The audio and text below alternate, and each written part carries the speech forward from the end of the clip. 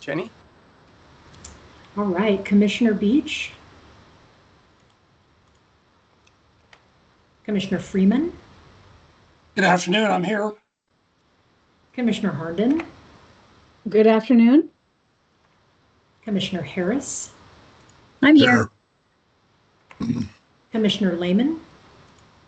I'm here. Commissioner McPherson. Commissioner Norton. Here. Commissioner Perosa. Here. Representative Lewis. Here. Representative Przanski. And Chair Solomon. Great. And do we have anybody signed up for public comment today, Jenny? We do not, no. Is there anybody on the call that would like to give public comment?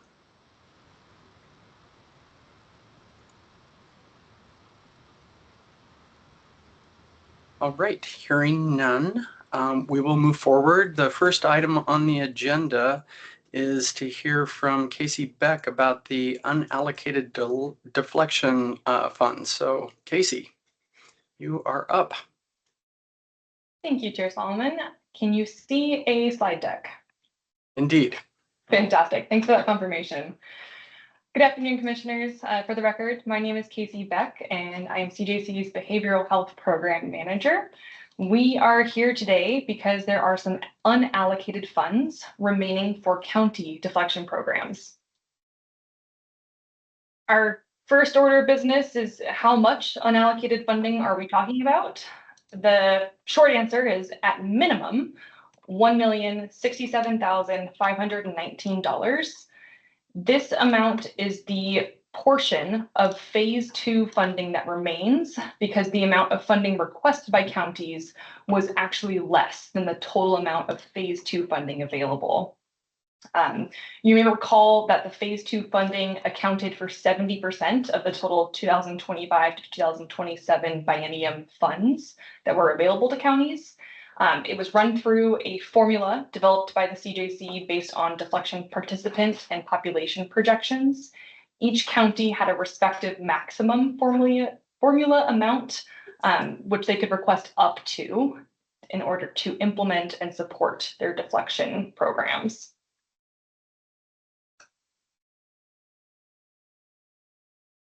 On top of the $1 million in change that was remaining for unallocated funds in phase 2, there may be up to an additional $2,206,087 available. These funds are a combination of unallocated and returned funds from BHD programs from the 23-25 biennium. So many BHD programs experienced delays in implementation during that first year of deflection programming, and really it was due to the very short time period, the year that folks had in order to spend their funds, and during that very short time period where they were authorized to do so. So a few programs had to return funds, and that's where these come from. The CJC has put in a request to the legislature to increase our agency's overall spending limitation, which would allow us to access these unallocated funds and allocate them. That's why I have really gone all out on the clip art with the little legislature and the lock. We currently do not have access to these funds. But if we are granted access, that means that there would be a total of $3,273,606 available to county deflection programs if we get that green flag from the legislature. And you may be aware that we are currently outside of a normal legislative session for the year. The next opportunity for the legislature to meet and discuss this kind of state funding stuff is when their emergency board, or e-board, convenes during legislative committee days or ledge days during the second week of September. All right, I know that's a lot of information, so let's focus on like what we can or what we may do now. Unfortunately, there's no guiding, rules or even guardrails from House Bills 4002 and 3069 So they don't provide any direction on the use of unallocated funds or the development of a supplemental process. And administrative rules for the deflection program do not yet exist. What we have is precedent from the 23-25 biennium. Unallocated funds remain after the initial grant awards for that biennium were made to county programs. And in that circumstance, we did seek guidance and learned that it was statutorily appropriate to rerun the funding formula with the remaining funds, and any interested existing county programs could apply for additional available funding until no funding remained. So it was kind of a pseudo supplemental process. With that being said, there is a maximum total of $3.2 million in change available, contingent on that legislative approval by the E-Board. And our proposal is to move forward with a similar process from 23-25 with these 25-27 funds and apply that phase 2 formula again to the maximum amount available. In terms of overall process and timeline, this is a very general idea of what that would look like. I'm going to walk you through it. First, it's important to note that all grantees will receive a project period extension through September 30th of 2027. This adds 1 month to the existing project period during which grantees are authorized to spend their 25-27 award. That begins back on July 1st of 2025 and would extend through September 30th of next year, 2027. We do ask that grantees, take this additional month of project period into account when considering whether or not to apply for supplemental funding.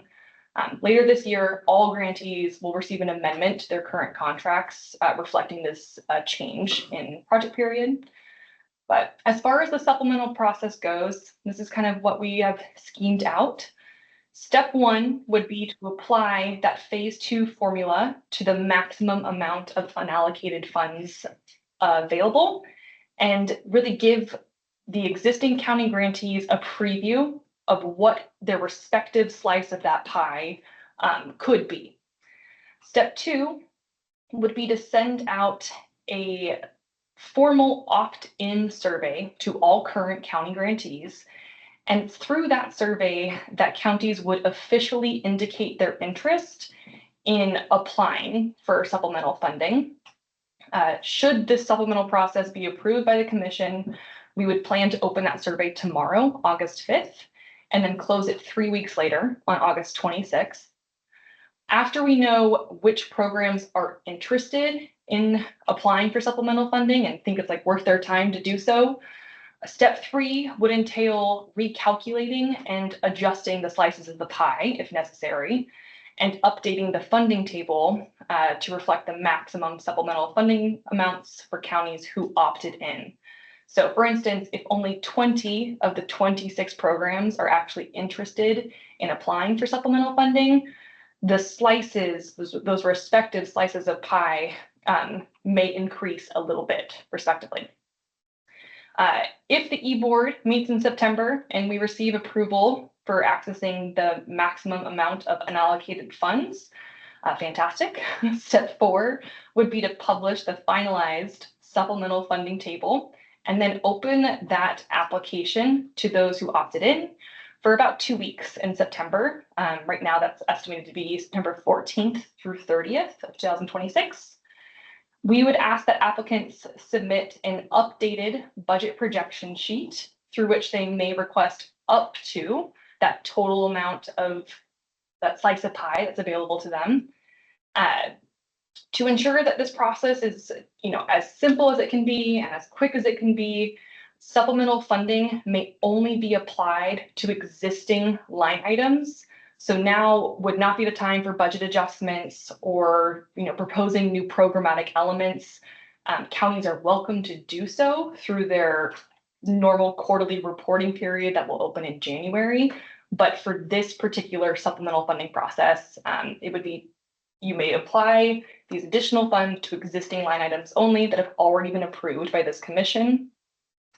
And then the commission would review and make award decisions as part of step 5, for which our current projected date would be November 3rd.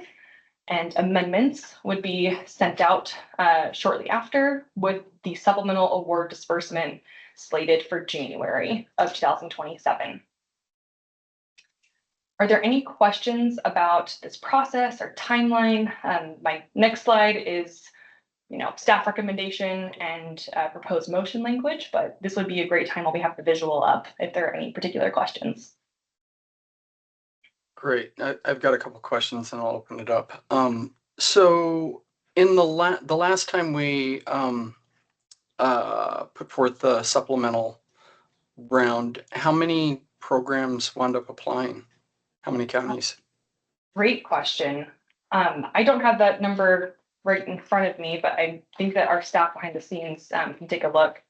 If I remember correctly, it was not all, but it was many, which isn't very specific, but I hear my colleague Avery typing, so I'm sure we'll get that answer shortly if you want to move on to the next question, Paul, and I can circle back. Yeah, okay. And the 30-day extension, what was driving that? I mean, I think it's a good thing. It gives the counties more time to spend the money down, particularly if they're not going to be able to have access to it till probably the beginning of the year. But I'm just curious, what's driving that? Yeah, it's actually the slow transition to this larger public safety coordination grant and law enforcement grant of part of the 3069 changes that CJC will be making and kind of implementing next year. So timing wise, having this potential month of overlap is beneficial, just so folks aren't running out of funding, at the very last day of a project period, waiting on an award for a next thing. It's possible that this would give folks a little bit of a grace with funding, which we have implemented in the past for several grant programs, and it has been met with appreciation by grantees.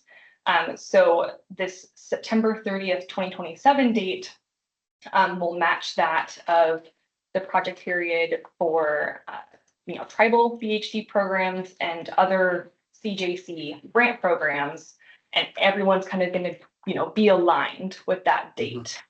So it's just a 1-month push for BHD county programs at this time, but it will be in alignment with other CJC grant programs. And if, thank you for that. If the e-board is not able to hear our request in September, would we come back in December? Great question. So yeah, if the e-board is not able to discuss this type of topic around state funds in September, and it's possible that's the case especially with this wildfire season, the next opportunity for them to do so would be during legislative days, which is during the first week of December. It would be our recommendation to continue with this process as mapped out on this slide, have the application open in September and still meet in November, but potentially ask this commission to make conditional awards that are really contingent on that green flag from the legislature. And then, should the worst happen and, maybe that the legislature does not give us access to those funds, we could work with grantees individually to go with the guaranteed amount, which is that $1.06 million and change, and adjust their awards. But this was really a large driver why we decided to limit supplemental funding to be applied to existing line items only. We didn't want the commission to have to go through a large review process, and it kind of makes this as smooth and efficient as possible for the grantees who are applying. And really, we're just waiting on that green flag from the legislature. Great. Well, fingers crossed we'll get approval in September. I think that's all the questions I have. Commissioner Freeman. Thank you, Mr. Chair, and thank you for asking the e-board question. I once served on the e-board, and you're right, depending on what's going on in the world and around the state, the agenda can be altered. So that was a great question. And I want to thank staff for this proposal. Very well thought out and makes a lot of sense. Even without the direction from the legislature, you came up with a really great way to get this money spent. I think I know the answer to this last question, and I want to make sure I have it right. This is supplemental, so there's no additional requirements in the original funding. We talked about at some point developing some criteria of measurement of success. So through this process, we're not doing any of that yet, correct? That's correct, Commissioner Freeman. So this is purely supplemental funding to their existing awards for their already approved line items. And I'm confident there's counties around the state that are doing some really good work with these dollars, but I'm going to be consistent in my concern over not having a measurable outcome for the dollars we're spending. So please don't take my no vote as any opposition or anything that you're doing. It's just, it seems at some point we need to get a measurement of success. So thank you.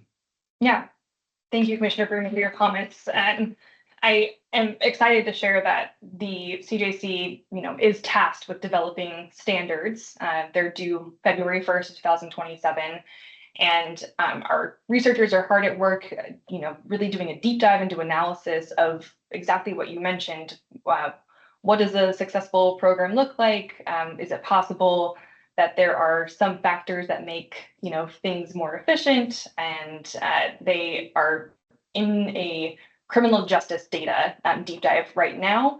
And we will be developing standards and then a scorecard related to those standards to implement for the next round of funding for the next biennium, 27-29 biennium.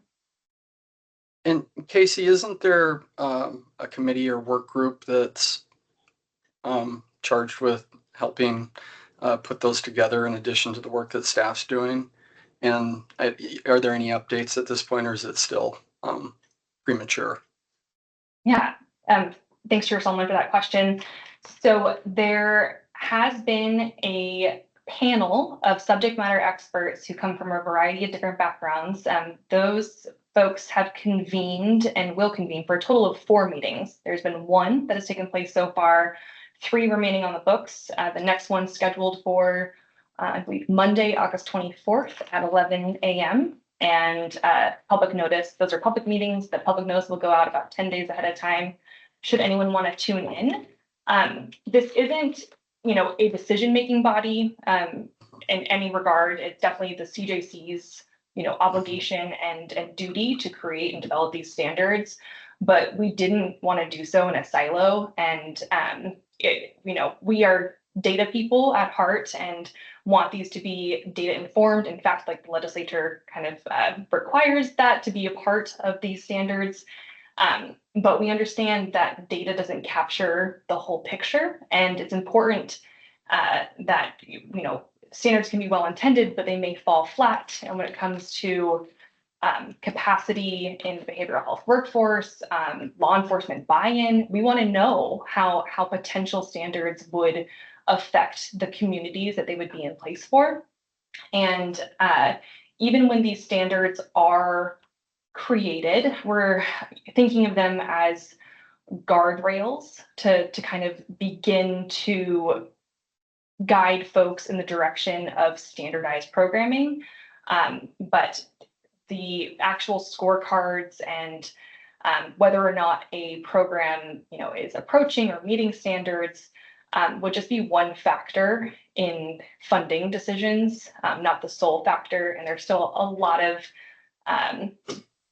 of details to be worked out. So I would say we're in the early stages. There are no standards yet developed. It's possible that we may preview a couple of standards at this coming August meeting, and there will be 2 more meetings, one in October and one in December, ahead of the publication of these standards by February 1st. Great. Well, I think we're all looking forward to hearing staff's recommendations and the work of that body as well. So Until then, I think we have some decisions to make today. But first, just want to make sure that any other questions that folks might have get answered. Anybody else have any comments or questions before we move to some motion language? Chair Solomon, I also wanted to circle back to your question about 23-25 precedent and what did that look like? You know, Yeah. who kind of opted in? It was a similar process. So all 27 programs had their formula rerun, but the $150,000 base amount for some individual programs that didn't increase based on the formula. So they were not really affected by this additional funding. The other programs that did get a bump accepted that bump. Okay, great. Thank you. That's helpful. All right. Well, I don't see any other hands raised. So if you have some motion language you'd like to share. Yeah, you'll see here on the action slide, the decision before you today is to review and determine whether or not to approve the use of unallocated funds to supplement the existing county deflection programs. Our staff recommendation is that you do so with the proposal we laid out today. And I've included proposed motion language at the bottom of this slide. Great. Is there anyone that would be willing to make a motion to that effect? I'll make a motion. I move to approve the proposed proposal to use unallocated 25-27 BHD funds to supplement the existing county deflection programs. Great. Is there a second? I'll second. Commissioner Beach. Great. We have a motion made by Vice Chair Herndon, seconded by Commissioner Beach. Roll call, please, Jenny. Commissioner Beach, Yes. Commissioner Freeman, No, for reasons stated earlier. Commissioner Herndon, Yes. Commissioner Harris, Yes. Commissioner Lehman, Yes. Commissioner McPherson, Yes. Commissioner Norton, Yes. Commissioner Perosa, Yes. and Chair Solomon. Yes. All right. Motion carries. Anything else, Casey, you want to share with us before we wrap this up? No, commissioners, thank you so much for your time this afternoon, and I will give you updates the next time I see you, and fingers crossed that the e-board is able to discuss the state funding around deflection, but it's okay if not. We will move forward with the plan in place. Thank you for your time. Thank you. All right. Next up, we get to talk about a similar topic of unallocated funding for the JMOOD program. And I believe Jamie Pride is going to walk us through that. Yes, hello. Give me 1 second while my slide deck uploads.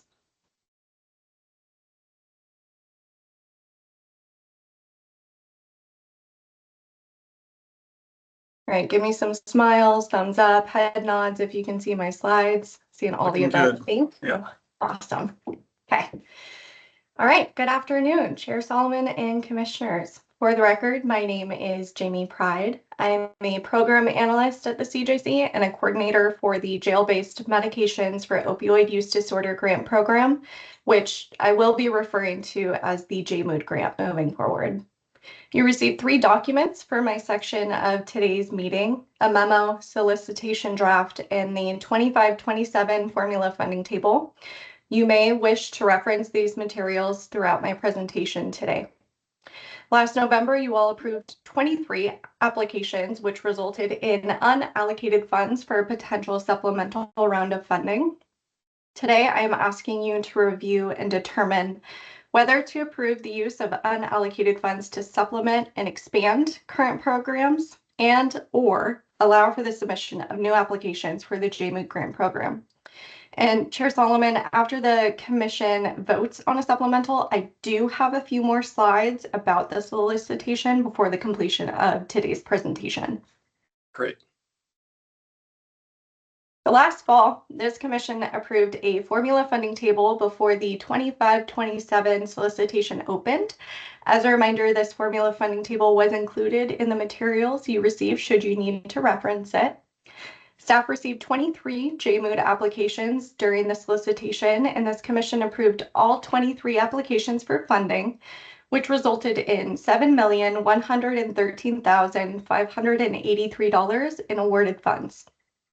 The awarded funds were less than the funds available, which resulted in unallocated funds. Additionally, approximately $2.2 million in awarded funds from the first cycle were returned to the CJC due to delayed program implementation with a short time period for spending. This is because the JMOOD grant was established in House Bill 4002 during the short session, and this resulted in grantees only having approximately 1 year to spend their first cycle of awarded funds. So the combination of unallocated 25-27 funds plus the return funds from the first cycle leaves us with this pool of supplemental funds. This table details the breakdown of the 25-27 JMOOD funds. On the left side in gray is the amount awarded to the 23 grantees, totaling $7,113,583. On the right in blue is the maximum funds available for a supplemental, totaling $5,741,891. It is important to note, like what Casey said in her presentation before, that any amount awarded specifically for JMOOD, any amount awarded over $3,010,000 is contingent on the legislature's approval of a pending CJC request to increase agency spending limitation. So therefore, for JMOOD supplemental, the minimum available funds is $3,010,000 and the maximum available funds is $5,741,891. So the purpose of today is to determine whether to hold a supplemental round of JMOOD funding utilizing these unallocated funds. The commission may, 1, approve the use of unallocated funds for both current programs and new applications. 2, approve the use of unallocated funds solely to supplement and expand current programs. Or 3, approve the use of unallocated funds solely for the submission of new applications. It's staff's proposal to approve number 1, approve the use of unallocated funds for both current programs and new applications. Staff conducted outreach over the past 2 months to all facilities to inquire about supplemental fund interest, and from this outreach, 4 facilities expressed interest in being new applicants, while 16 current programs expressed interest in supplemental funds. So because this outreach indicated new applicants and current programs are both interested in supplemental funds, staff has outlined what could be an efficient and effective potential application process in the following steps.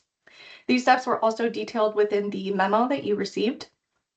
New applicants would be required to complete an official opt-in survey to indicate their interest in applying for supplemental funds and may request up to their original allocation in the 25-27 formula funding table. After the official opt-in period for new applicants closes, the requested funds would be subtracted from the total funds available. The remaining funds would be run through the same funding formula this commission approved back in August of 2025. This would determine the respective portion of funds available to existing grant recipients and create the 2026 supplemental funding table. Existing grant recipients may request up to the amount allocated in the new 2026 supplemental funding table, and then a solicitation would open for new applicants in existing grant recipient applications. This slide visualizes the 25-27 funding table approved by this commission in August of 2025 and all the facilities staff conducted outreach to over the past 2 months. The little plant icons indicate the 9 facilities that are not current grantees, and again from staff outreach, 4 facilities expressed interest in being new applicants, while 16 current programs expressed interest in supplemental funds. Jamie, I just want to be clear here. So the plant symbols represents 9 potential counties that haven't been funded, but only 4 of those 9 have expressed interest. That is correct. Yes. Okay, great. Thank you.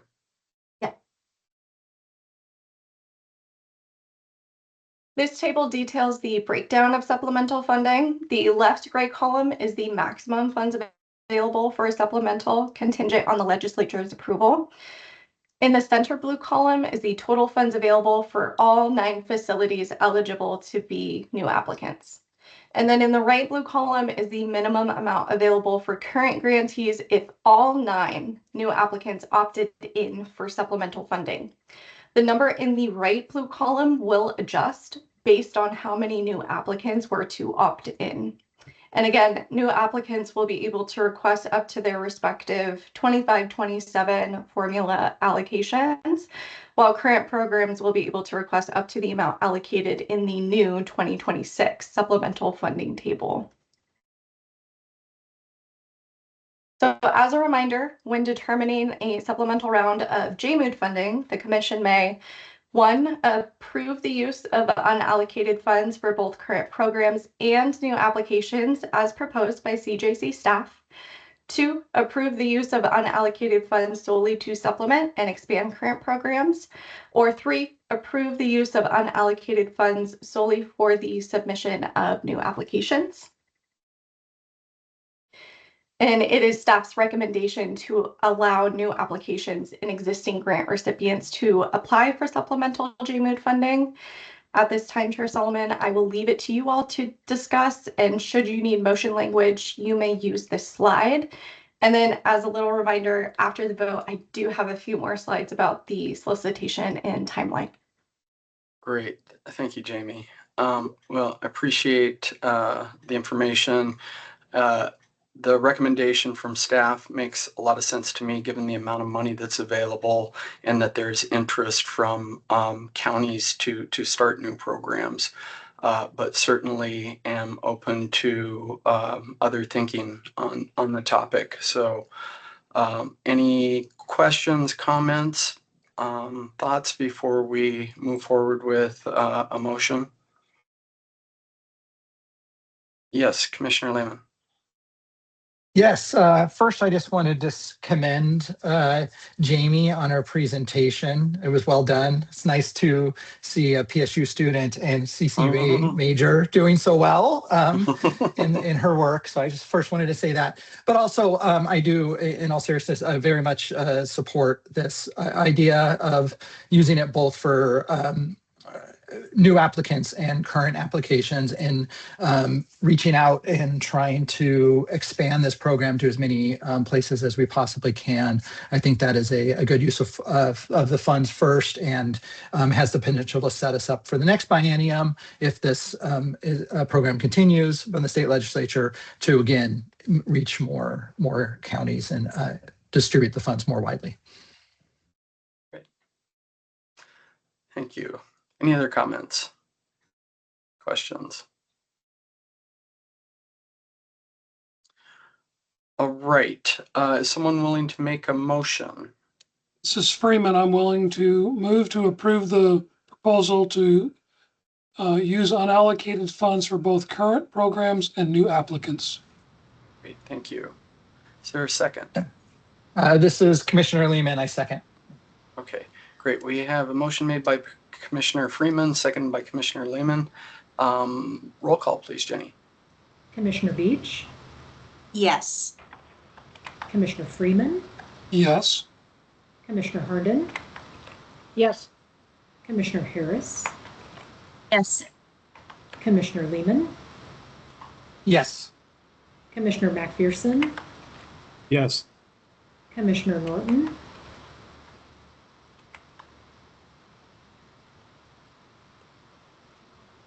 Commissioner Perosa, Yes.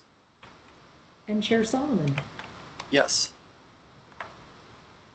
All right, motion carries. All right, Jamie, you have a little more for us. Yeah, almost done. Thank you all. Yeah. All right, so now that that has been decided, we will quickly cover the solicitation draft you received in your materials that further details this process. You do have the opportunity at this point to provide any feedback on the solicitation, should you have any. And if there is feedback, I'm going to pause now so that you may provide it. Any feedback? All right, moving on, last one. So before I cover the solicitation timeline, I'd like to reiterate what Casey also explained during her BHD presentation, that all grantees will receive an amendment to extend their project period through September 30th of 2027. So this will add 1 month to the project period where grantees are able to spend their total 25-27 award. And the updated project period for JMOOD will be October 1st, 2025 and end September 30th, 2027. And this final slide visualizes the solicitation timeline. The first point is where we are today. Tomorrow, August 5th, the new application opt-in survey will open for the 9 eligible new applicants. The official opt-in survey will close August 11th, and the supplemental application will open August 12th for both new applicants who completed the opt-in and current programs. September 5th, the supplemental application will close and staff will begin internal review with the goal to determine awards at the October commission meeting. And I'm happy to answer any questions about the timeline should you have any. So I have a question. So if we're making award decisions in October, funds would go out in November? Yes. Is that what we're thinking? Yes. Yes. And they would have till September 30th to spend them down? Yes. Okay, so it's, for new programs, it's a relatively short period. Yes, that's correct. And that's why we also tried to condense this timeline to account for those new applicants who would only have about a year of spending.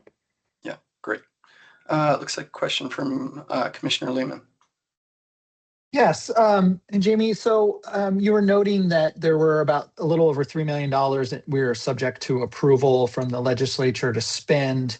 Is that only the unallocated portion that would go towards current awardees, or does that include the new applicants as well? So the total big number, the 5 million, that is for both new applicants and current recipients.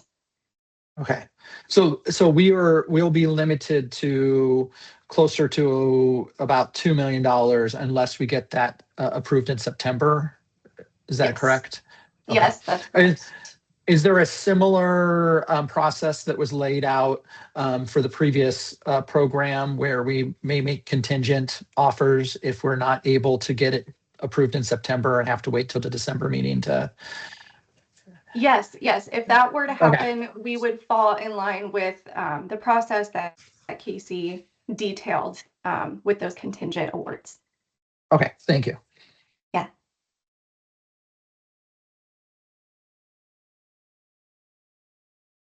If there are no other questions, that is all I have for you today. Thank you, everyone. Yeah, thank you, Jamie. Great presentation. All right, I think we're going to hear from Interim Director Keck about House Bill 3069 and the Public Safety Coordination Grant update. That's correct, and good afternoon, Commissioners. I'm going to pull up some slides here. These were the first set of slide decks, I guess, that I'm sending you or working through with you. I sent back, if you recall, in July.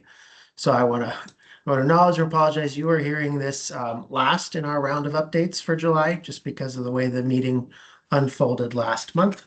But nonetheless, I want to share with you where we're at on this project. So here we go. Just as a reminder, because we get this question a lot, which ones are in which grant? So for the Public Safety Coordination Grant, it's the 4 former grants, now program areas that you see listed here. deflection, treatment court, justice reinvestment, and impacts. As you know, and we've talked about before, this consolidation effort and modernization is really focused on the enhancing the coordination at the local level and setting a broad scale goal around reducing involvement in the system, with some statutory requirements for how that application is processed. First and foremost, coming from the LPSC as a coordinated request, including a public safety plan focused on the particular approach in that jurisdiction to reduce involvement, as well as budget allocations and descriptions around accordance to standards.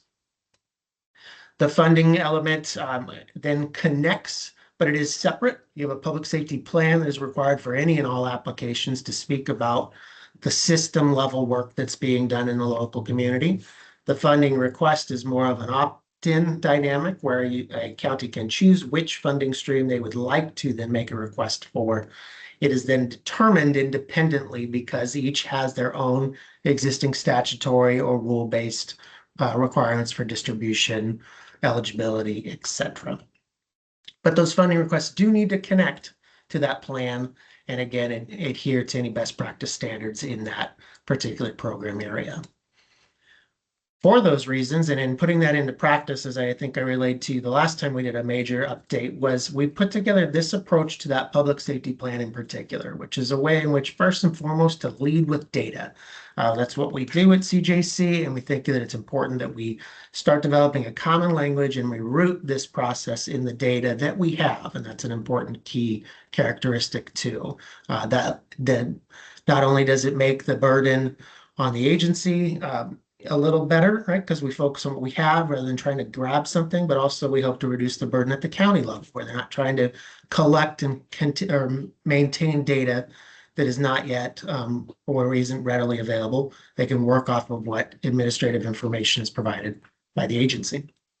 So that comes together as a data book. And that's most of my update today is going to focus on that data book. But again, for sake of refresher and context, the idea with the public safety plan is we would begin a biennial process by providing a county level data book that speaks to any of these measures that we are keeping track of for that jurisdiction, provided in a standardized format for review.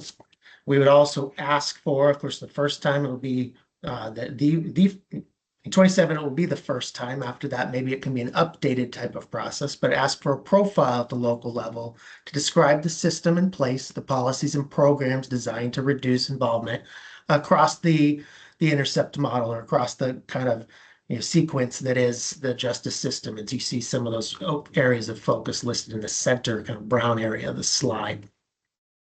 With those two pieces in hand, looking at what that at that point in time, what the county's profile looks like or includes, maybe adapting for anything's going on at that time in terms of programs that are starting or ending, as well as the data. What we ask for is a county plan or a goal setting exercise to establish the plan. So looking at this information to determine priorities, identify gaps, and ultimately set forward some measurable and specific goals.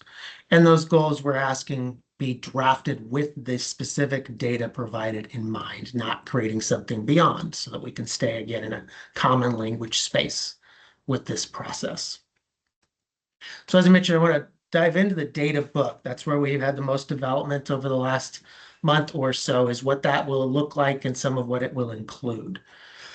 Again, it's designed to encourage that system level discussion. And so it includes a couple of different types of measures that we've categorized in the way you see in the blue box. The contextual data is kind of big picture stuff. It's the data that we have through administrative sources, just set context for what's in that community. This is where you can look at things like community health indicators and some of the big kind of outcome-based criminal justice measures. I want to note that this is an area we're talking, or we've shared with counties and other partners. This is where goal setting should not be made. And the reason being, it is so large. These are big measures that take more time, and it may be too onerous, right, on a county to try to move the needle in some of these areas in a short grant period cycle. So it's there for context to understand and evaluate what's going on in a community, but not necessarily the space to then set goals and try to make a short-term impact on.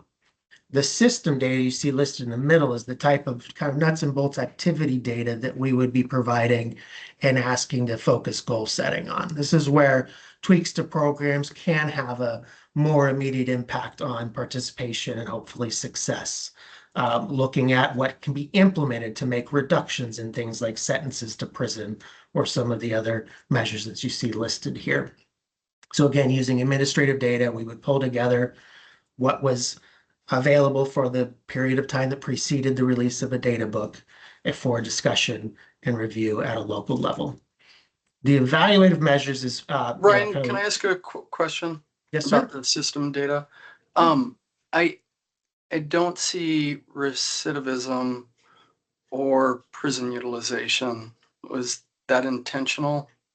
No, these are still kind of summary, right, to fit on Uh-huh. a slide. So recidivism, Okay. that's in the contextual data space. You can, that one is there. Oh, Prison right. usage Yeah. is kind of implied by some of the other measures that we put on the summaries in the system space. Got it. Thank you. Yeah, absolutely. So the evaluative measures then links to what the bill has asked for moving forward from these plans. There's the leaning on the adherence to standards, cost avoidance. And so we will be including in the data book some measure associated with that. I'm going to talk in a minute here about scorecards and standards, but this is where that information will be relayed to the county at the intervals that the data book is released. We're also looking at a way to accumulate that in a relative way. So in a jurisdiction that is applying for operating in, say, 3 program areas, there'd be a way to determine their quote unquote GPA, if you think of it that way, that would be comparable to somebody who's only working in 2 program areas. As noted there, we at a minimum, we would be updating and issuing out a data book or this product annually to help counties monitor progress and do the goal setting activities. So the standards and scorecards is another area we've been spending a lot of time. You had a little bit of discussion earlier about deflection and how those standards are coming to be in 2027. All of our program areas associated with the coordination grant, we're going to work to develop something like that or enhance or revise them. Use treatment courts here on the slide because we've had those. We've had them for some time. They're going through a review and revision process currently. And what we've also done and will be building upon from our treatment court experience is how we compute a standard into a scorecard to evaluate progress and or sufficiency. So to distinguish a standard is that kind of document that states what is the practice or practices that are most likely to lead to the desired results. So it in and of itself doesn't say what is the, doesn't measure, right? It just says what is intended or should be in place. And so you see examples from treatment courts here on the list that come in multiple formats. The scorecard is the mechanism we've used to make that evaluation, that measurement. And so in a singular scorecard with multiple standards, you may see different types of measurement or analysis utilized. In this example, you see that the first one is about attendance. And so there's a measure where a value is identified against a median to determine if it was sufficiently met as a standard. Whereas some of the others on the screen are a yes, no, ultimately. Is that or isn't that in place? And that computes a score for a scorecard. So this is what the future looks like, I would say, is what we're working toward. Treatment court, again, has something and we'll be refining it. But for justice reinvestment, behavioral health deflection, as well as impacts, we'll be working to build something like this. They're coming from different, angles. BHD, we have to, right? We're told legislatively create standards by February. So we're doing that. Justice reinvestment, we've got a lot of history, knowledge that we can work from, and we want to. And so we'll be doing that. And then impacts, we also had already started something like this in our last grant cycle. And so we'll be building upon that or refining it based on what we've learned since that program has been in place. The goal is that in 2027, we kind of bring them all together so they're consistent. There's consistency in the tools we use for the Public Safety Coordination Grant. And so we'll be relying on data, academic literature, and subject matter expertise as we work through that process for each of them. So this is my could slide. This is what it could look like. I like to tell everybody that with big blinking lights. This is a maybe, a kind of, a hopefully, a could be, not the will be. But at this stage, this is how we kind of start to put these ideas into concept. A county might, right, or could get a scorecard or, pardon me, a data book that looks like what you see here in blue, but probably with a lot more detail. So the scenario paints out that contextually they're seeing higher than expected overdose rates and maybe lower than expected access to care, with arrests for PCS on the increase. The system level, maybe deflection is not performing or it's at least gone stagnant in what maybe was expected over a period of time. And instead, these PCS cases are finding themselves into a sentencing to supervision that's on the rise, while treatment court referrals are low and prison sentences are below baseline and maybe status quo, let's call it, in this scenario. Add that evaluative measure, you get some additional feedback as a county that deflection program is actually performing below standards that are set with some particular areas of focus.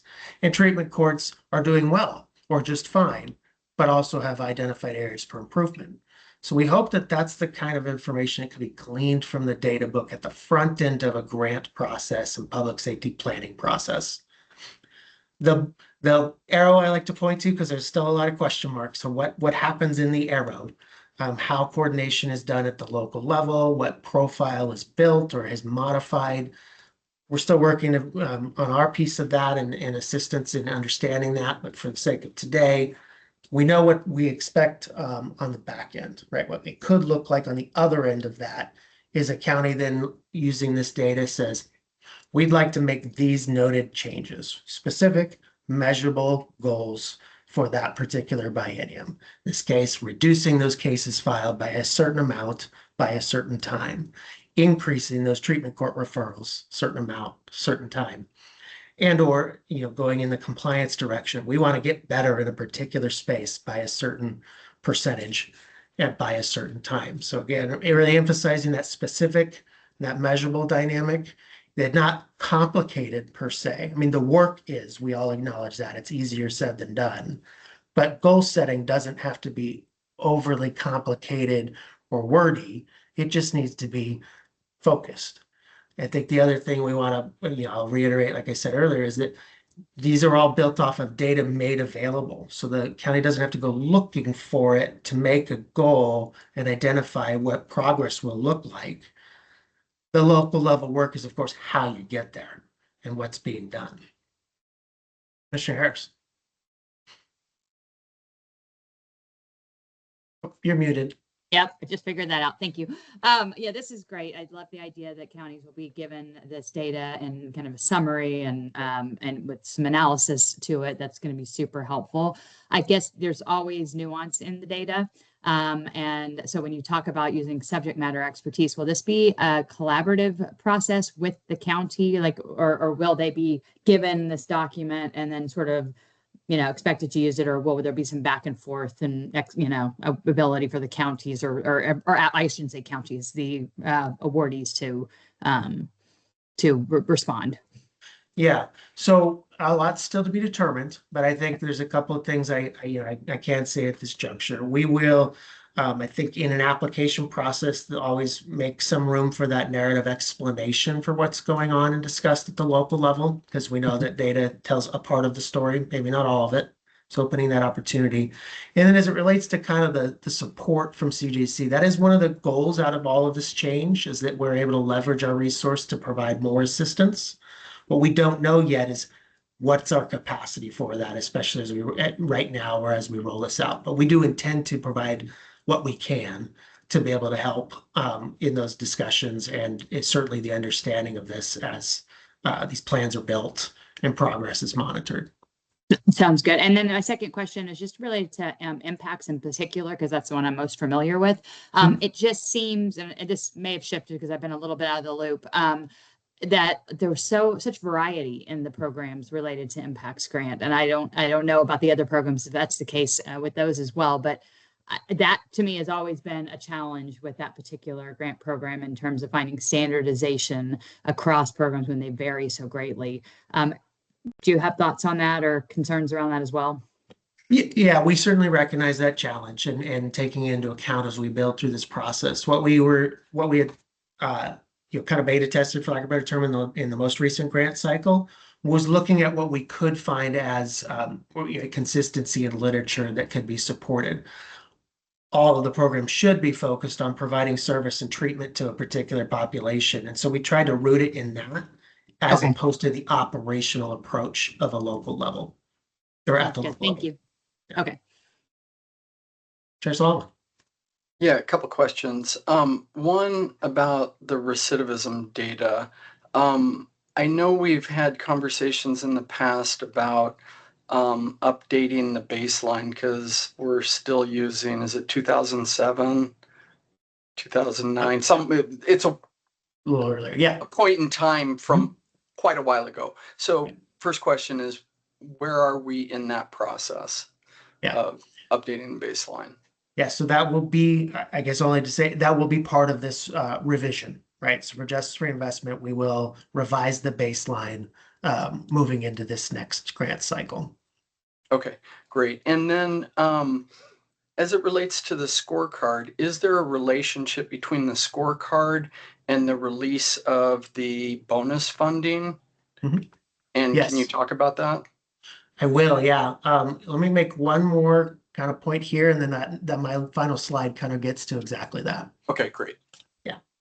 So the other thing I want to just call out, and again, trying to connect data to all of this, is between the data presented and the goals that are set.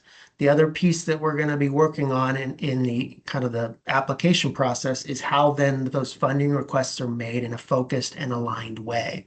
And the statute asks that there's alignment between the monies sought and the plan put in place. And so in this scenario, you might see funding requests that get, again, narrowly focused to say, given all of this and the goals we've set, we want to fully restructure our deflection program. We'll be making a request for those funds to do it in this way. Whereas treatment court, we're going to identify a specific need, an area of improvement we need to tackle or want to address and seek funds for that. And then Justice Reinvestment, given the data, it's doing what it's intended to do. And so the request is in place simply to sustain the downward departure program in place that's netting those results. And so that's the kind of level of alignment we're looking for. There's often some confusion about, do we have to have a goal for everything? And does everything is money only to meet our goals? And the idea is no, but there should be coordination and alignment between the requests for funding and the plans that are put in place. And so, yeah, where does this all go? Again, sticking with the plan dynamic, again, with the goal being set and some of the requirements that the statute asks of us, we would be looking in these three particular areas to make a determination about performance. So progress towards those defined goals, again, using that same data to include the measurements of cost avoidance, and then those scorecards for adherence to standards and best practices. That computation, that report card, I guess, at the end of a process is what sets or releases the held back funds or the incentive funds that are noted here at the bottom.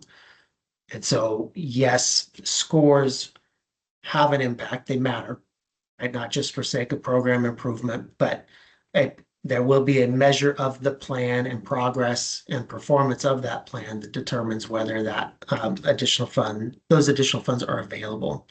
Another question often comes up is, so when does that happen? The way it's structured in the statute, that actually is a determination made at the end of one cycle that then supports the next cycle. So we're working on the operational dynamic to that as to how we would make that transition between grant cycles and biennium. Yes, sir. Yeah, you got at part of my question around timing.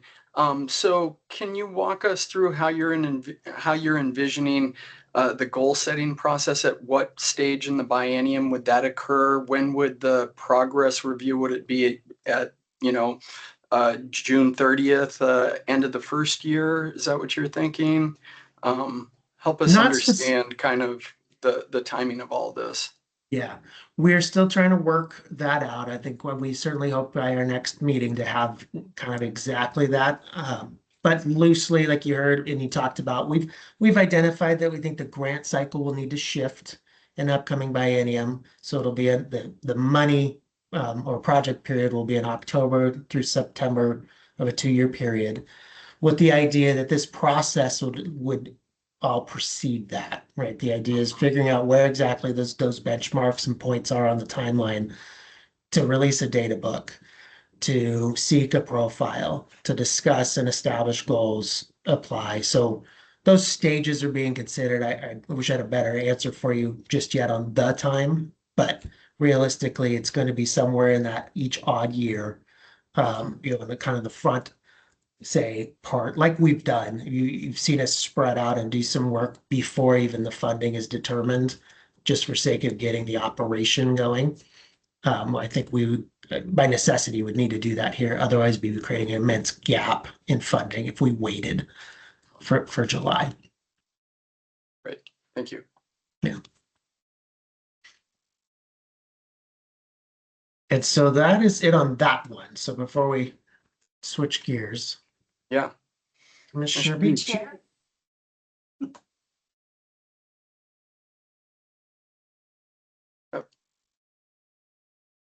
Go for it. Hi there, Commissioner Beach here. Real quick question, just to clarify something that you mentioned, Ryan.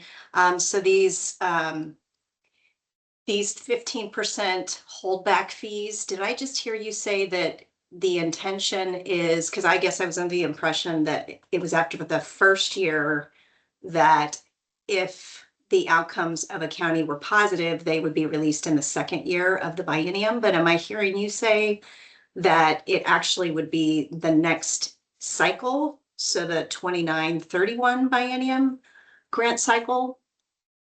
Correct. Yeah. So there's a progress report. The statute talks about a progress report 1 year in, and then at the end or before the end of the cycle, a performance evaluation. So we're working at, again, those timetables of when those things drop, but we'd need the opportunity to kind of, goals get put in place, a period of time goes by, there's a progress report, and then a period of time to try to address that progress if possible before a decision is made about that impacts funding.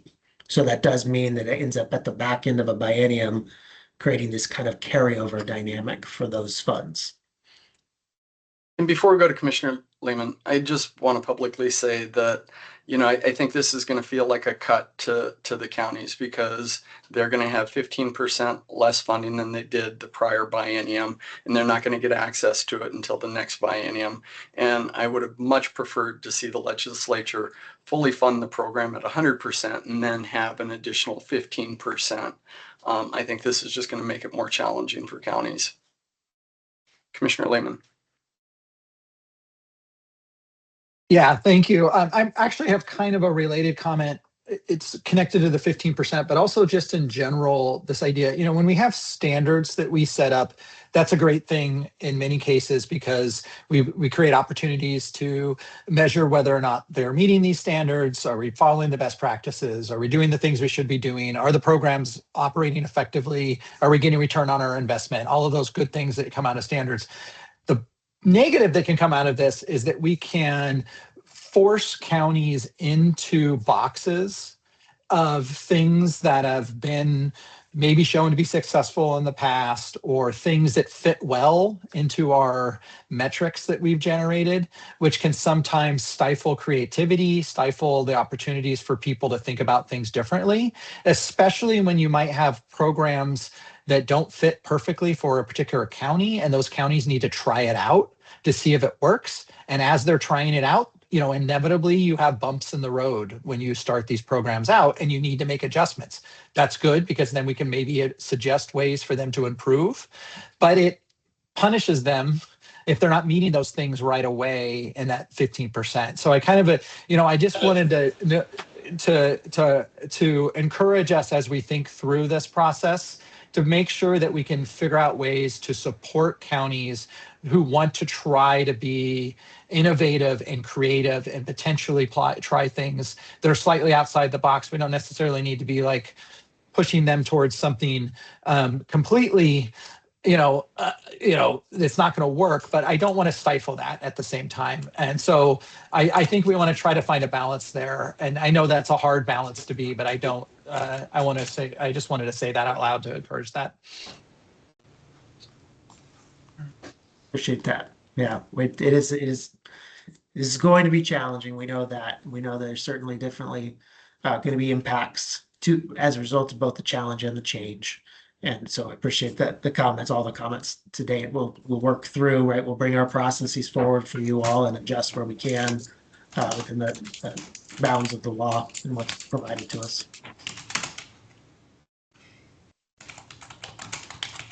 Any other questions before we move on?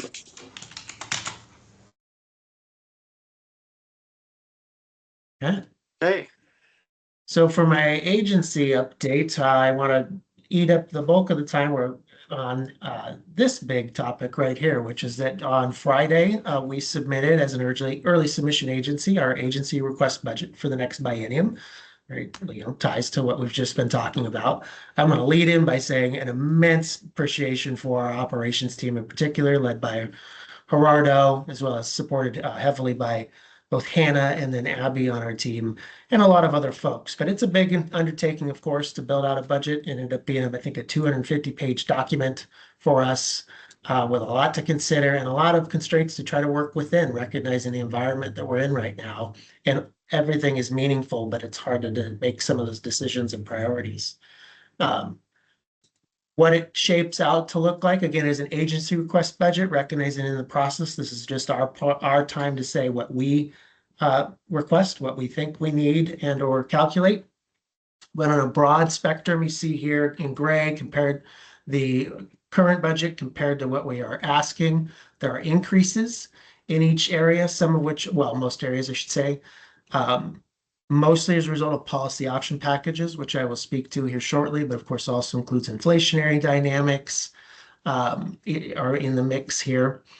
I always want to point out that our budget looks huge because it looks like you had two big pots of money of nearly $200 million, and that's not the case. There's a duplication in the way this looks because there's what comes in through general fund and then what gets moved to other fund accounts to process our grants. And so that's why you see a little variance in the numbers, but it's there isn't that much money there when you actually break it down into what's going out.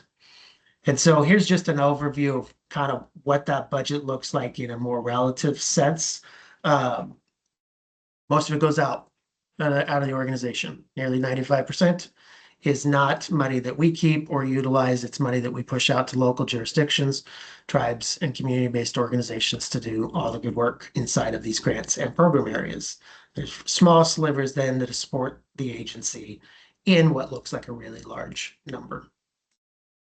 So what is out there for grants, again, with a big disclaimer to say these are just projections at this point in time, so very much subject to change, won't be finalized until the session is concluded next year. But on this slide, what I put together is what are our current service level grants or our base budget grants. These are grants that have had been built into our budget and have the ability to, I guess, be continuously funded at rates that we propose when we go through this process. So justice reinvestment, treatment courts, impacts was added to this list last session to avoid some of that volatility. The illegal marijuana market enforcement grant, although I'll note this one does come through a different revenue stream or source. It is set up in a different way. And we had the family preservation project added to our budget as well in 25. Yes, sir. Nope, you're on mute, sir. Yep, sorry. JRP, help me understand these numbers. So the 54 million in 25-27, that's not what went out. Isn't it more like 40 million that went to the counties? This is the overall, this is special payments. This is a combination of both formula and what was called the competitive grant. So when you bring those two together, you have the special payments total for that grant program. And then the new list you see has gone up, but that's because of 2 adds to that request. Okay, and what are those? So one is that 3069 transitioned the Measure 57 grants administered by the Department of Corrections to CJC. So it'll be part of the JRP process Okay, in that public safety grant in 27. So there's an increase there of roughly $15 million. And then we also have made a request for an inflation exception that brings parity to justice reinvestment and community corrections grant and aid, where there's an increased inflation rate applied to community corrections personnel funded. And Got so it. those 2 things were considered in the new ask number that you see here. great. Thank you. So what's missing are all of the other grants, obviously. So any, like noted on the bullet, any other grant has to be requested on a one-time basis through the biennium as a policy option package. That's how many of these grants got started, or we've had to process them until recently. And we have a list of them then that are still in that situation that I'll kind of work through here with you. We are going to put forward, or we've put forward a request to continue behavioral health deflection. So we've made that ask. It's roughly the same amount with some inflationary increase to that request. And we've asked that it be made on a continuous basis moving forward. In fact, every one of these POPs that I'll share with you, we're going to make the request that they've had some history of funding, they've had some history of operation, and ask if they can be made part of our continuous service level or our base budget moving forward. The JMOOD program, which you heard about, just talked with Jamie about, we're making requests for that one as well. I should have mentioned again, there's duplication, but really it's just one number. So in this case, right, or in the prior, it would be $8 million for JMOOD in the biennium that would be available for special payment. This is just some accounting different, or it's that accounting anomaly I spoke to that you're seeing here. We talked about both these programs, so you kind of know these numbers, but included is to say without the sustainable funding, it does have an impact. There are 26 county programs for deflection and 8 tribes. There's 23 jails right now, hopefully more through the supplemental process you just approved, that are relying on this. And so reductions and or discontinuation of process or programming is a risk if these POPs do not go through. We're also putting in for the Justice Reinvestment Equity Program. So this is for newer commissioners, probably new. This was something that was created in 2022 and we did a pass-through grant to what's called an intermediary, another entity to facilitate grants to community-based organizations, specifically around trying to build up capacity for culturally responsive services. And so that program has that funding period has ended or ends this month. And so we'll be putting in a POP to resume or renew that program and make it part of the budget moving forward. That request is at $7.5 million. Restorative Justice Grant Program. I mean, you're catching the theme here. I know, right? Each of these program areas, we're asking to see them sustained in the future at a rate that we calculated based on what the current numbers are. Restorative justice is the one of these that we saw the most amount of growth over the history that we've had the program. There's a large amount of requests we are denying. You all, have to decline through the process, and so we did take that into consideration with the amount here. We did so with the other programs as well. And then lastly, the Organized Retail Theft Grant Program. Same idea. Obviously, this one focused for law enforcement and prosecution activities. That ask will be at $7.5 million. We've also seen a lot of requests here and a lot that has had to be declined over the last 2 biennia. We do have 2 other, if you noticed in the numbering, there are 2 other policy option packages. I didn't put a slide together, but just to say we've put forward to recognize staff capacity. So one is that we've now this will be, I think, our 2nd or 3rd biennium that we've had to come up with funding for two positions on the grant administration side. So we're seeking again to have permanent funding for 2 existing grant positions in the agency as a POP. That's POP 100.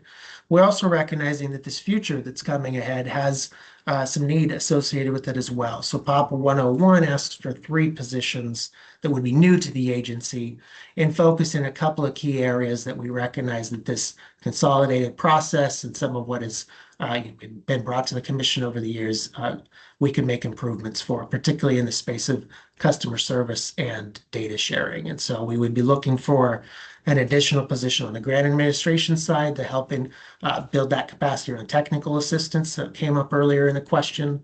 We know that we could do more in the fiscal space in terms of transparency on the fiscal process, but also some of the auditing dynamics. We, as a commission, had to address a matter, right, of grant compliance earlier in the year, and so we recognize that that takes some additional work, and we could be doing some proactive work in the auditing space if we had some additional capacity.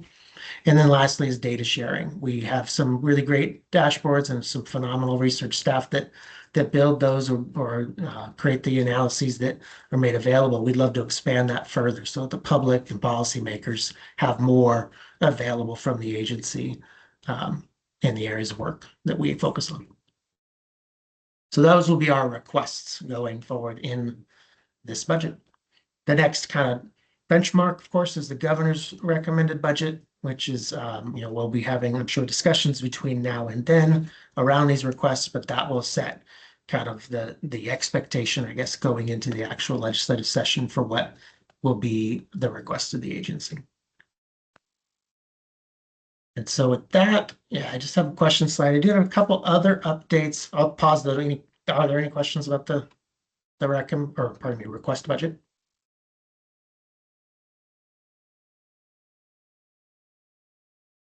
Okay. Wanted to just pass along, September is going to be a thick agenda.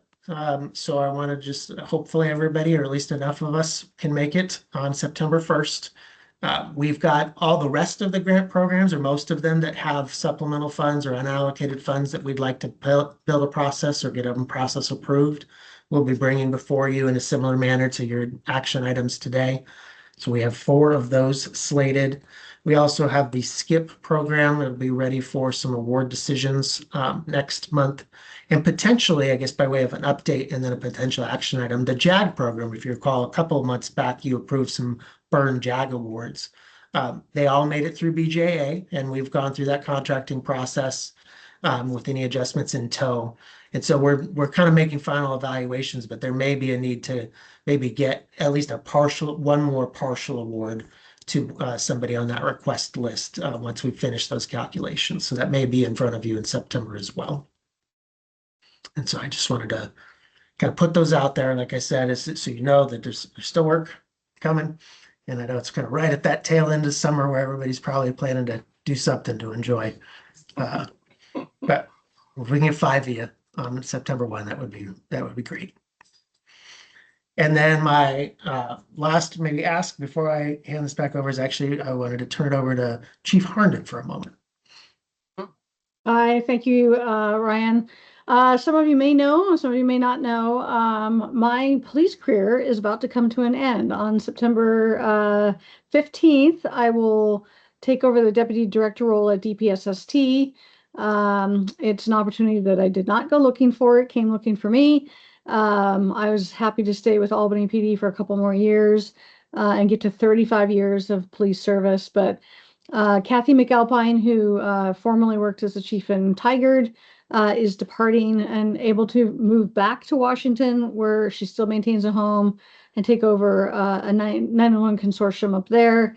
And Director Castle has asked me to replace her. So I'll be departing Albany on September 14th and then starting on DPSST on September 15th. So you'll see me at one more meeting. So I just wanted to put that out there. I will always be a resource. I think this is a wonderful organization and commission to be a part of. Really opened my eyes to what is happening in the state, and I've enjoyed the brief partnership that we've had. So just wanted to put that out there. And my email will only change to an Oregon.gov email as of September 15th. So, and I want to thank everybody at CJC also for doing their excellent work. So thank you.